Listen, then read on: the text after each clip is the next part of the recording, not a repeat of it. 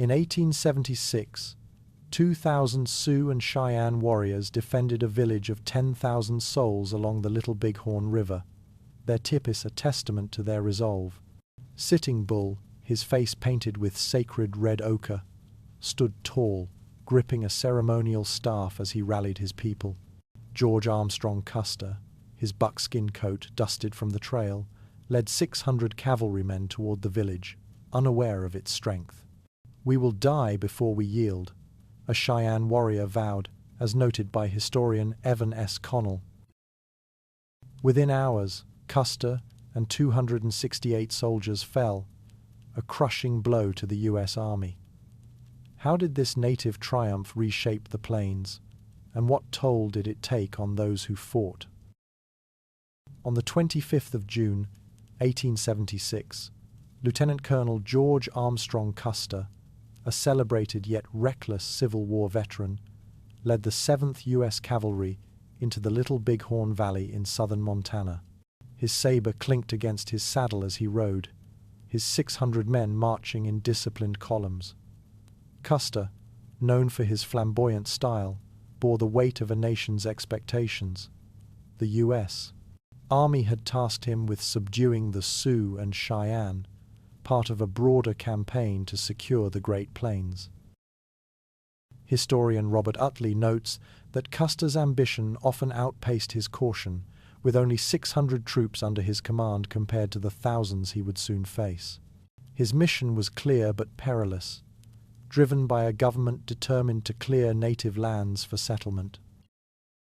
Custer rode his trusted horse, Vic, his fringed buckskin coat, a stark contrast to the blue wool uniforms of his men. He scanned the horizon, searching for signs of the Sioux and Cheyenne village. His scouts had reported a trail, but the village's size and strength remained a mystery. According to military records, Custer's intelligence was limited, relying on vague reports of a large encampment. His confidence, however, was unshaken, built on years of victories against Confederate forces. Yet, as historian Stephen Ambrose observes, Custer's underestimation of native resolve would prove fatal. The vast Montana plains stretched before him, hiding a force he could not yet comprehend. The U.S. Army's goal was to force the so-called hostile tribes onto reservations, a policy rooted in a century of westward expansion. By 1876, the government had displaced dozens of tribes, seizing over 1.5 billion acres of native land, as documented by the Bureau of Indian Affairs. The Sioux and Cheyenne, however, stood defiant. Their refusal to comply with the 1868 Fort Laramie Treaty, which promised them the Black Hills, fueled tensions. The discovery of gold in 1874 brought thousands of prospectors, violating the treaty and sparking outrage among the tribes. The Army's campaign, including Custer's mission, aimed to crush this resistance, but the cost of such aggression would soon become evident. The Sioux and Cheyenne, guided by the spiritual leadership of Sitting Bull, rejected the loss of their ancestral lands. Sitting Bull, a Hunkpapa Lakota holy man, was not a war chief, but a unifying figure. His vision of resistance inspired thousands, as noted by historian D. Brown in Bury My Heart at Wounded Knee. The tribe's resolve was hardened by broken promises, with over 20 treaties violated by the U.S. government between 1851 and 1876, according to congressional records. Their determination to protect their way of life drove them to gather in unprecedented numbers, setting the stage for a historic confrontation. Weeks before the battle, Sitting Bull conducted a sacred Sunday dance ceremony, his chest pierced with skewers as he prayed for guidance. He saw a vision of soldiers falling upside down into his camp, a prophecy of victory recorded by Lakota oral histories. This vision, shared widely among the tribes, bolstered their courage. Sitting Bull, his face painted with sacred symbols, became a beacon of hope. Historian Joseph Marshall III emphasizes that this spiritual conviction gave the Sioux and Cheyenne a psychological edge, believing their cause was divinely sanctioned. Their unity and faith would soon face the test of Custer's advance. Over 10,000 native men, women, and children formed a massive, mobile village, one of the largest gatherings of Plains Indians in history. Their tipis, adorned with buffalo hides and vibrant designs, stretched for miles along the Little Bighorn River. This encampment, estimated to house 1,500 to 2,000 warriors, was a testament to their strength, as reported by Army scouts in 1876. The village's size overwhelmed the Army's expectations, which assumed smaller, fragmented bands. The Sioux and Cheyenne's ability to unite, as historian Evan S. Connell notes, reflected their desperate resolve to preserve their culture against an encroaching tide. The village sprawled along the river the Lakota called Greasy Grass, a name evoking the lush, fertile plains that sustained their buffalo hunting way of life. To evade the pursuing army, the encampment moved constantly, its people dismantling tipis in hours. This mobility frustrated military efforts, as the army struggled to track a community that could relocate overnight. According to military dispatches, the village's elusive nature forced Custer to rely on faint trails and scout reports. The Sioux and Cheyenne's mastery of the plains, honed over generations, gave them a strategic advantage that Custer's rigid tactics could not counter. Custer, unaware of the village's true scale, followed its trail west across the Wolf Mountains, a rugged range that tested his men's endurance. His 600 troops, carrying heavy packs and limited supplies, had marched over 70 miles in 3 days, per Army logs. Exhaustion set in, with some soldiers lagging behind. Custer, however, pressed on, driven by the prospect of glory. Historian Nathaniel Philbrick argues that Custer's haste ignored warnings from his Crow scouts, who sensed a formidable enemy. The Wolf Mountains, with their steep slopes and narrow passes, foreshadowed the treacherous terrain awaiting him. The Little Bighorn Valley's landscape, carved with deep ravines and gullies, offered ideal cover for native warriors who knew its every contour. The valley, spanning roughly 15 miles, was a maze of natural defenses with tall grasses concealing ambush points. For the Sioux and Cheyenne, this was sacred ground, a place of hunting and ceremony. Their intimate knowledge, as described by Cheyenne warrior Woodenleg in his memoirs, allowed warriors to move unseen, striking with precision. The terrain's complexity, largely unmapped by the army, gave the tribes a tactical edge that would soon prove decisive. For Custer's soldiers, the same landscape was a deadly trap. Unfamiliar with the valley's hidden channels and steep bluffs, the 7th Cavalry faced constant risk of disorientation. The Army's maps, rudimentary at best, offered little guidance, as noted in post-battle reports. Soldiers in heavy wool uniforms struggled across uneven ground, their single-shot Springfield rifles cumbersome in close combat. Historian James Donovan highlights that the terrain's hostility amplified the cavalry's vulnerability, turning the valley into a graveyard for those who entered unprepared. The stage was set for a clash that would echo through history. By noon on the 25th of June, 1876, George Armstrong Custer stood on a grassy ridge overlooking the Little Bighorn Valley, his binoculars pressed to his eyes. In a fateful moment, he split his 600-man 7th Cavalry into 3 separate columns, a decision historian Stephen Ambrose labels as recklessly bold. With only 600 troops against an unknown enemy, Custer's choice weakened his force at a critical juncture. Military records show that dividing forces was a common tactic, but in this rugged, unfamiliar terrain, it exposed his men to overwhelming odds. His ambition, as noted by historian Robert Utley, blinded him to the risks, setting the stage for disaster. Custer, gripping his horse's reins with one hand, pointed north and led 210 men toward the northern edge of the native village. His fringed buckskin coat flapped as he rode, his confidence unshaken despite the vast unknown ahead. These soldiers, carrying single-shot Springfield rifles, were tasked with striking the village's flank. According to army reports, Custer believed a swift attack would scatter the Sioux and Cheyenne, unaware that he faced over 2,000 warriors. His bold advance, as historian Nathaniel Philbrick observes, reflected a fatal overestimation of his cavalry's strength. Major Marcus Reno, a seasoned but cautious officer, was ordered to attack the village from the south with 140 men. His face, tense with unease, betrayed his doubts as he led his column forward. Reno's force included 3 companies and a small contingent of Arikara scouts, totaling about 25% of Custer's command, per military dispatches. His mission was to charge the village's southern end, but he lacked clear intelligence about the enemy's numbers.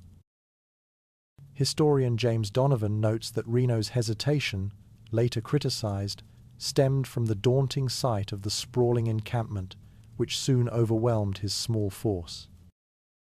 Captain Frederick Benteen, leading the 3rd column of roughly 125 men, was sent to scout the southern hills, further fragmenting the cavalry's strength. Benteen, a grizzled veteran with a reputation for reliability, carried out his orders with methodical precision. His column, burdened with pack mules carrying extra ammunition, moved slowly across the uneven terrain. This detachment reduced Custer's immediate force by a third, as documented in post-battle inquiries. Historian Evan S. Connell argues that Custer's decision to send Benteen away diluted his ability to respond to the village's unexpected scale, a misstep that would prove catastrophic. From a high bluff, Custer caught his first clear view of the Sioux and Cheyenne village, its thousands of teepees stretching over 2 miles along the Little Bighorn River. The encampment, housing an estimated 10,000 people, was a staggering sight, far larger than any Custer had encountered. Army scouts had reported a large village, but none predicted its true extent, with over 1,500 lodges, as later confirmed by native accounts. Historian D. Brown emphasizes that this moment marked Custer's realization of his perilous position, facing a force that dwarfed his own in both numbers and resolve. Recognizing his error, Custer hurriedly scribbled a note to Benteen, his handwriting frantic yet legible. "Come quick. Big village. Bring packs." He handed it to a lone trumpeter, John Martin, who galloped south to deliver the message. This note, preserved in military archives, was Custer's last recorded order, sent at approximately 3 p.m., according to survivor testimony. The urgency of his words revealed his growing alarm as he faced an enemy far beyond his expectations. Historian Joseph Marshall III notes that this desperate plea underscored Custer's isolation, with no immediate support to counter the gathering storm. The note, carried through dust and chaos, marked the final communication from Custer's command. John Martin, an Italian-born soldier with limited English, rode hard to reach Benteen, dodging potential ambushes in the rugged hills. The message's delivery, as detailed in Benteen's later report, came too late to alter the battle's course. Custer's column was already moving deeper into danger, cut off from reinforcement. This moment, as historian Stephen Ambrose points out, highlighted the fatal flaw of Custer's divided strategy, leaving his men vulnerable to a coordinated native response. As Custer advanced, the Sioux and Cheyenne warriors learned of the approaching soldiers, their camp buzzing with urgent preparation. Under leaders like Crazy Horse and Gall, over 2,000 fighters rallied, their war cries echoing across the valley. The village, though vast, was tightly knit, with warriors mobilizing swiftly to protect their families. Native oral histories, recorded by ethnographer Thomas Marquis, describe a scene of fierce determination, with women and children retreating to safety as men armed themselves. The warriors' unity, as historian Robert Utley observes, transformed the village into a formidable defensive force. Crazy Horse, a revered Oglala Lakota leader, prepared for battle with deliberate calm. His face painted with lightning bolts, he mounted his swift pony, clutching a Winchester rifle and a stone war club. At 34 years old, Crazy Horse was a veteran of countless skirmishes, his reputation for courage unmatched. Lakota accounts, cited by historian Mari Sandos, describe him as a tactical genius, able to anticipate enemy movements.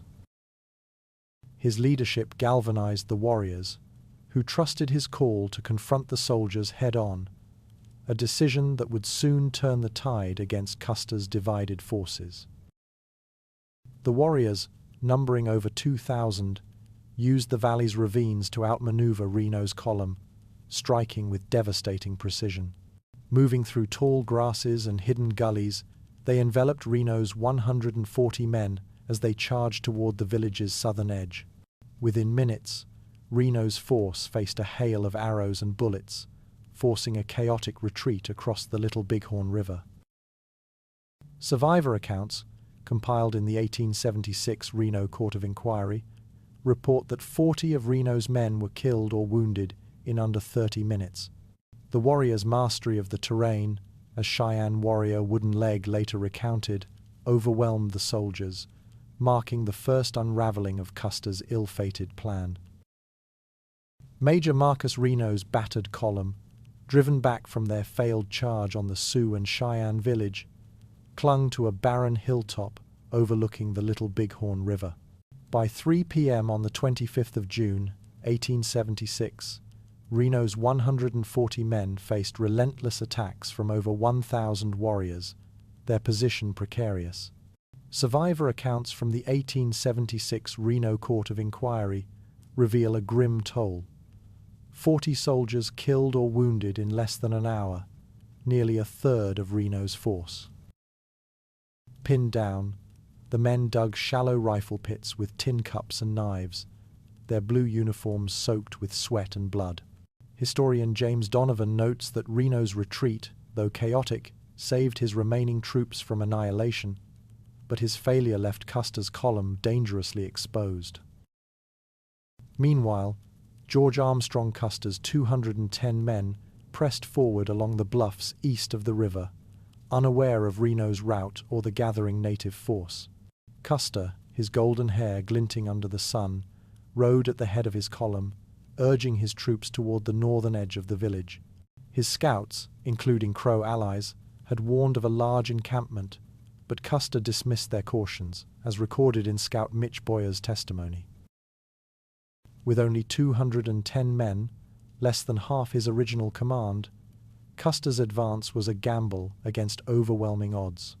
Historian Nathaniel Philbrick argues that Custer's ignorance of Reno's defeat sealed his fate, plunging his men into a battle they could not win. High above the valley, Sioux and Cheyenne scouts perched on rocky outcrops, their keen eyes tracking Custer's every move.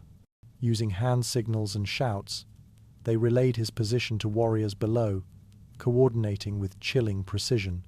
These scouts, often young men trained from childhood, knew the terrain intimately, as described in Lakota oral histories. Their signals enabled warriors to shift positions swiftly, outmaneuvering Custer's scattered column. According to ethnographer Thomas Marquis, this network of scouts gave the tribes a decisive edge, turning the valley's ravines into a deadly trap for the unprepared cavalry. Custer's troops, stretched thin across a mile of rugged bluffs, faced a sudden onslaught as warriors emerged from hidden gullies. Over 1,500 fighters, armed with bows, lances, and repeating rifles, attacked in coordinated waves. The soldiers, burdened by heavy wool uniforms, struggled to respond, their single-shot Springfield rifles no match for the warriors' speed and numbers. Archaeological evidence, including over 5,000 bullet casings recovered from the battlefield, confirms the intensity of the native assault. Historian Robert Utley emphasizes that the warriors' mobility and firepower overwhelmed Custer's men, who were pinned down with little cover. The soldiers, their faces grim with fear, fumbled to reload their Springfields, each shot requiring precious seconds under a hail of arrows and bullets. The Springfield rifle, standard issue for the 7th Cavalry, fired a .45 -70 cartridge, but took nearly 10 seconds to reload, as detailed in Army manuals.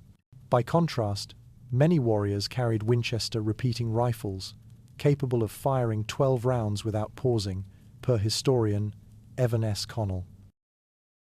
This disparity in weaponry, combined with the warriors' numerical advantage, turned the battle into a slaughter. The soldiers' blue uniforms, once a symbol of authority, became targets in the open terrain, their ranks crumbling under the relentless assault. As the warriors closed in, Lakota elder Black Elk later recalled their advance as a wave sweeping across the plains, unstoppable and fierce. The Sioux and Cheyenne, fighting to protect their families, struck with a ferocity born of desperation. Over 2,000 warriors, moving through ravines and tall grasses, enveloped Custer's fragmented lines, cutting off any hope of retreat. Black Elk's account, preserved in Black Elk Speaks, describes the soldiers' confusion as warriors appeared from all sides, their war cries echoing like thunder. Historian D. Brown notes that this unified assault reflected the tribe's determination to defend their way of life, transforming Custer's attack into a desperate defense. Custer, his officer's hat lost in the chaos, stood amid the fray, firing his twin revolvers with defiant resolve. His shouts to rally his men were drowned by the din of battle as soldiers fell around him, their bodies piling on the dusty slopes. At 39 years old, Custer was a seasoned commander, but his tactics faltered against an enemy he had underestimated. Native accounts, cited by historian Joseph Marshall III, describe Custer fighting to the end, his golden hair unmistakable even in the smoke and dust. Yet, his leadership could not stem the tide, as his command disintegrated under the warriors' relentless pressure. The battle surged toward a grassy knoll, later named Last Stand Hill, where Custer's remaining men made their final stand. By late afternoon, fewer than 100 soldiers remained, surrounded on all sides by warriors. The hill, barely 50 yards wide, offered little protection, its slopes exposed to attack. Archaeological surveys, conducted in the 1980s, found clusters of cartridge cases here, evidence of desperate resistance. Historian Stephen Ambrose calls this moment the climax of Custer's folly, where his divided forces faced the full might of a united native coalition, their hopes of victory extinguished in the Montana sun. In a grim act of survival, the soldiers shot their horses, dragging the carcasses into makeshift barricades. The air filled with the stench of blood and gunpowder as carbines flashed, their muzzles glowing in the midday heat. Each soldier, armed with a Springfield carbine, fired as fast as possible, but their ammunition dwindled rapidly. Post-battle inventories show that Custer's men carried only 100 rounds per man, insufficient against a prolonged assault, per Army records. The horse barricades, as Cheyenne warrior Two Moons recounted, offered fleeting cover, but the warriors' tactics soon rendered them useless, tightening the noose around the beleaguered troops. Cheyenne warrior Wooden Leg, reflecting on the battle years later, described how archers lofted arrows in high arcs, their deadly rain falling behind the horse barricades. This tactic, rooted in centuries of plains warfare, allowed warriors to strike without exposing themselves, as documented in native oral histories. Over 1,000 arrows littered the battlefield, per archaeological findings, a testament to the warriors' skill. Wooden Leg's account, recorded by Thomas Marquis, paints a vivid picture of the soldiers' plight, their defenses crumbling as arrows pierced men and horses alike. The Sioux and Cheyenne's mastery of such tactics, as historian Mari Sandoz notes, ensured their dominance, bringing Custer's command to the brink of collapse. As the battle raged on Last Stand Hill, the soldiers' gunfire grew sporadic, their ammunition nearly spent. A Sioux warrior, later quoted by historian Joseph Marshall III, recalled the moment with chilling clarity. "We silenced their guns." By late afternoon on the 25th of June, 1876, the 7th Cavalry's resistance faltered under the relentless assault of over 2,000 Sioux and Cheyenne warriors. The soldiers, crouched behind makeshift horse barricades, could no longer hold back the tide. Archaeological evidence, including spent cartridge cases found in tight clusters, shows the desperate final volleys fired by Custer's men. Historian Robert Utley notes that this marked the collapse of the cavalry's defense, as the warriors' superior numbers and tactics overwhelmed the isolated troops. With the soldiers' fire weakened, the Sioux and Cheyenne warriors surged up the hill, their war clubs and knives gleaming in the sunlight. The final clash was brutal, a hand-to-hand melee that left no room for mercy. Warriors, shouting war cries, struck with precision, their weapons cutting through the remnants of Custer's command. Native oral histories, recorded by ethnographer Thomas Marquis, described the chaos as warriors overwhelmed the last pockets of resistance. Over 100 soldiers fell in this close-quarters combat, per battlefield surveys. Historian D. Brown emphasizes that the warriors fought not out of savagery, but to protect their families and homeland, their ferocity a response to a century of encroachment. George Armstrong Custer, the flamboyant commander, met his end amid the carnage, his body pierced by bullets and arrows. His golden hair, matted with blood, lay unmistakable on the trampled grass, as recounted in Cheyenne and Lakota oral accounts. Custer, aged 39, had fought fiercely, emptying his revolvers before falling, according to warrior testimony cited by historian Evan S. Connell. His death, though later romanticized, was but one of many on that hill, where no soldier survived. The image of Custer's final moments, as historian Nathaniel Philbrick observes, became a symbol of hubris, a commander undone by his own miscalculations in the face of a determined foe.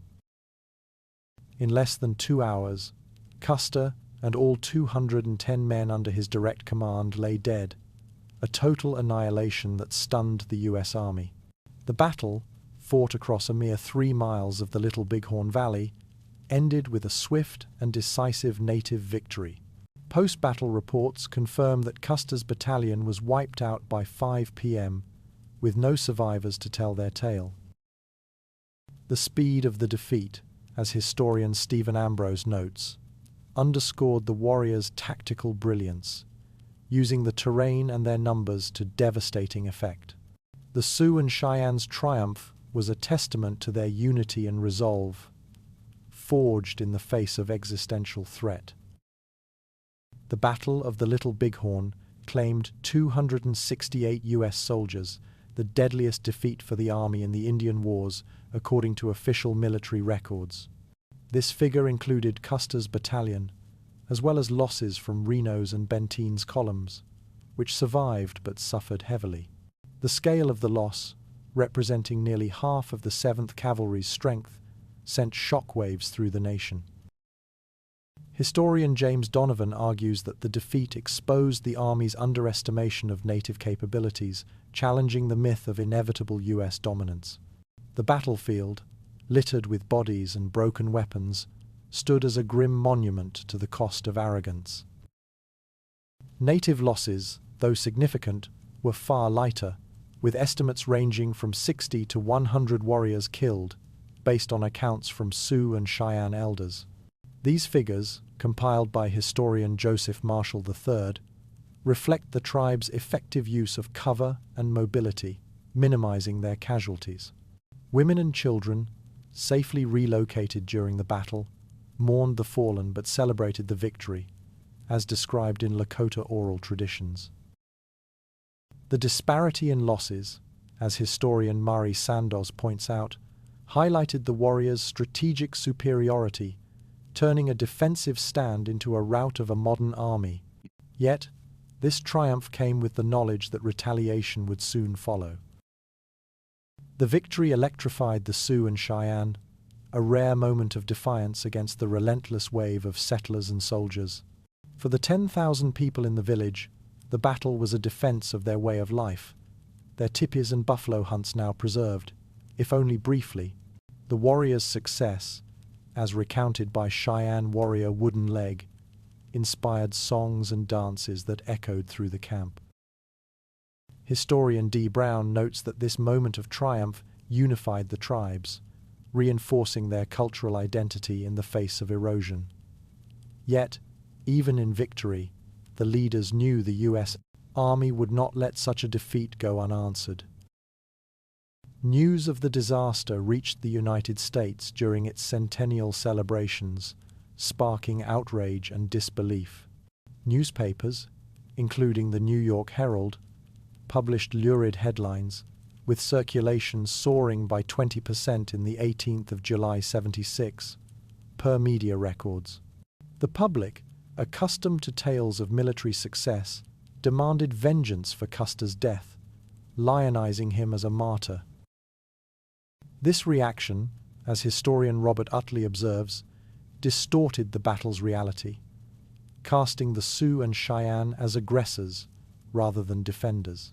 The media frenzy fueled a national resolve to subdue the Plains tribes, setting the stage for a crushing military response.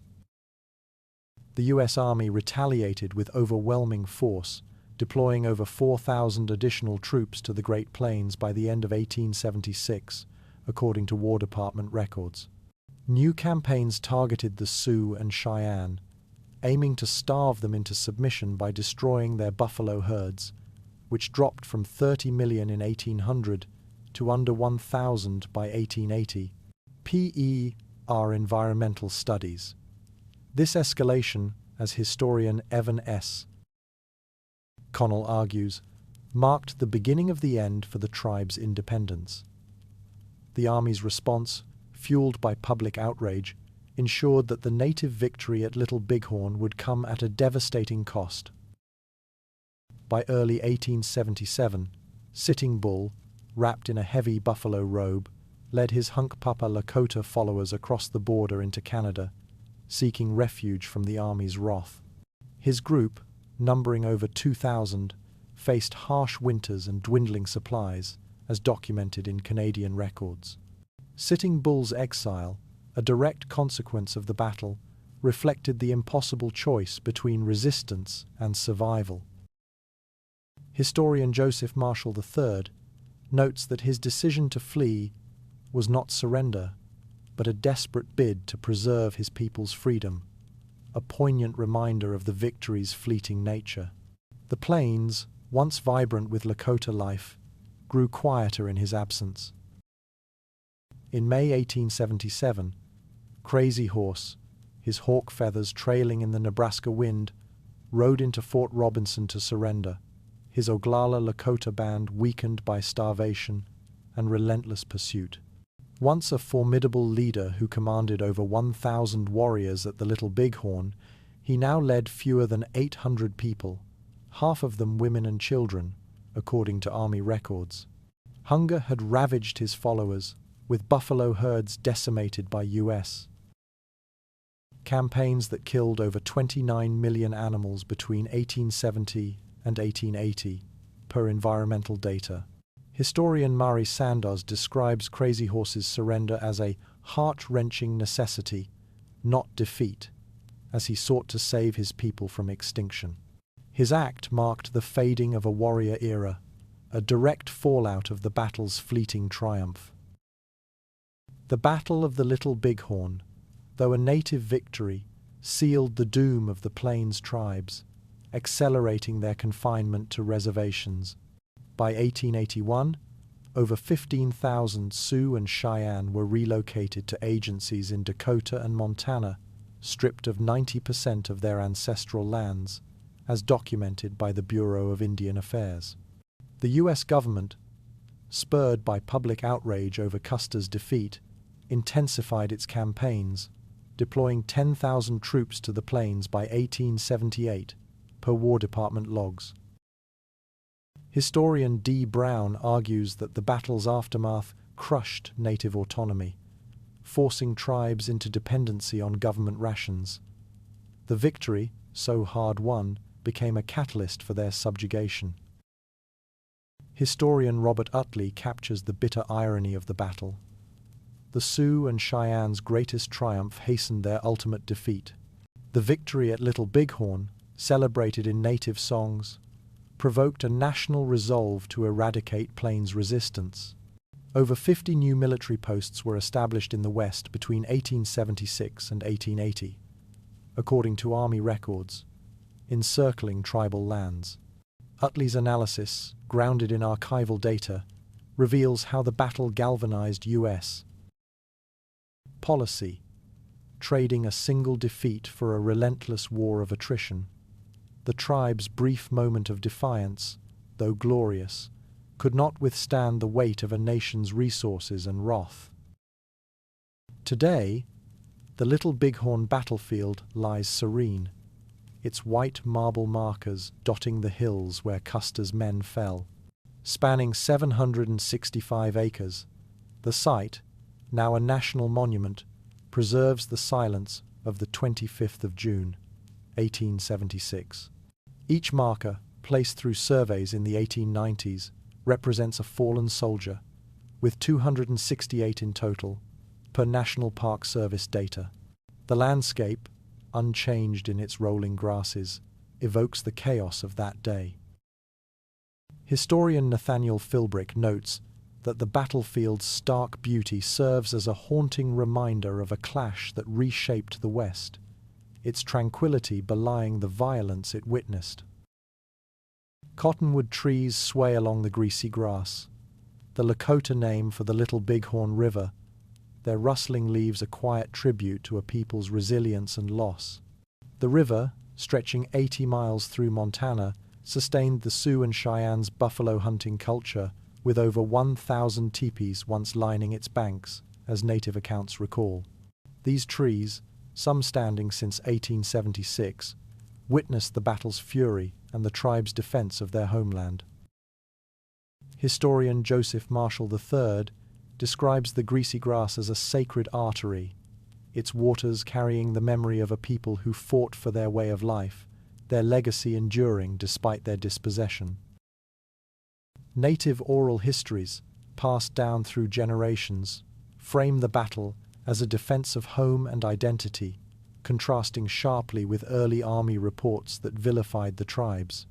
Lakota and Cheyenne elders, interviewed in the 1920s by ethnographer Thomas Marquis, emphasized their fight to protect 10,000 kin from annihilation. Unlike military dispatches, which claimed only 600 warriors fought, native accounts confirm over 2,000, a figure supported by modern scholarship. Historian Evan S. Connell highlights this discrepancy, noting that oral traditions offer a fuller, more human perspective, centering the tribe's agency rather than Custer's defeat. The battle, one of the most studied in U.S. history, has revealed biases in early accounts that lionized Custer and demonized the tribes. Over 1,200 books and articles, catalogued by the Library of Congress, have analyzed the event, with many pre-1900 works portraying the Sioux and Cheyenne as savages. Modern studies, including those by historian Robert Utley, expose these distortions, showing how media exaggerated Custer's heroism to justify harsher policies.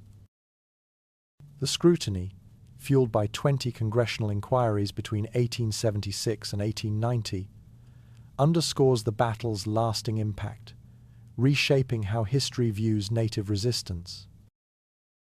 Modern archaeology, with over 5,000 artifacts like bullet casings and arrowheads recovered since the 1980s, confirms the warriors' tactical superiority. Excavations, led by the National Park Service, mapped firing patterns, revealing how warriors used ravines to outflank Custer's men. The presence of Winchester rifle casings, outnumbering Springfield rounds 3-1, highlights the tribe's advanced weaponry, per archaeological reports.